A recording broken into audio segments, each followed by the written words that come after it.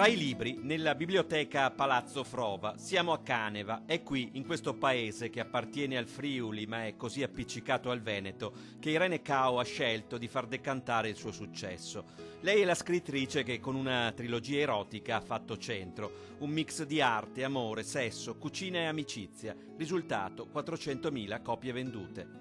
Dopo la trilogia, altri 2 libri, Per tutti gli sbagli e Per tutto l'amore, storie dove Irene Kao fa emergere anche la grande bellezza dei territori che conosce e che ama. Per tutti gli sbagli è completamente ambientato in Veneto, è il Veneto che conosco di più, il Veneto che amo, quel Veneto che secondo me ha ancora tante cose da dire insomma, quello che mi piaceva e quello a cui tenevo di più era esaltare le bellezze. Ma io credo veramente che se ripartiamo dall'amore per i luoghi, forse riusciamo ancora a fare qualcosa di buono. Io molto spesso l'ispirazione la vado a prendere dai posti, dai luoghi, anche quando sono a corto di idee. E una cosa a cui tengo è appunto ridare amore a certe realtà dimenticate da Dio. Siamo a nord-est, nei luoghi del vizietto che negli anni 60 Pietro Germi tratteggiò così bene da farci restare impigliati, forse per tutta la vita. Tradimenti, corna vere o corna presunte, ma comunque sempre raccontate. E allora, chi meglio di colei che di erotismo ha scritto può dirci se oggi siamo ancora uguali a quelli di ieri? Beh, io devo dire, questa cosa non l'ho mai detta, in Per tutti gli sbagli c'è una scena ambientata in Piazza dei Signori a Treviso. Io andai a rivedere il film, appunto, Signore e Signori, e l'ho trovato di una contemporaneità assoluta. Qualcosa è rimasta, secondo me. Ma oggi dove va il nord-est? Cosa può fare e soprattutto cosa deve far andare?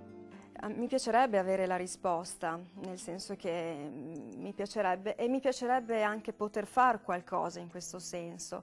Io ogni tanto mi arrabbio perché siamo una terra fantastica, potremmo vivere di sola cultura.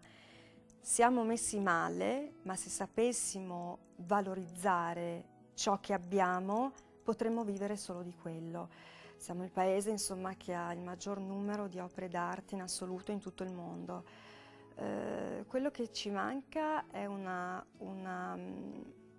gestione buona di quello che abbiamo. Manca la politica sostanzialmente. Manca la politica buona. Io poi in realtà a me non piace far politica, mi tengo anche un po' molto lontana dalle dinamiche politiche, anche se mi rendo conto che insomma siamo tutti animali politici, dobbiamo vivere in questo mondo e quindi non possiamo esulare da questo.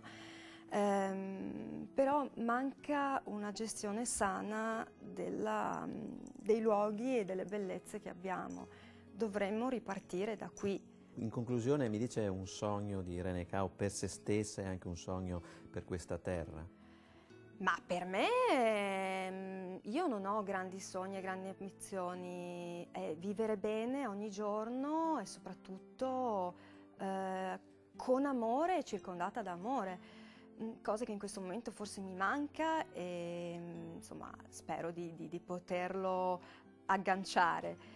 E il sogno è che questa terra possa di nuovo riparlare e ridare qualcosa di grande e penso che ce lo possa fare perché lo ha dato in passato e credo che esistano ancora comunque dei semini, sono lì sottoterra, bisogna solo riuscire a curarli, perché le piante escono così, devi curarle bene e dare dedizione ogni giorno, quotidianamente. E credo che questa terra possa dire ancora qualcosa di buono.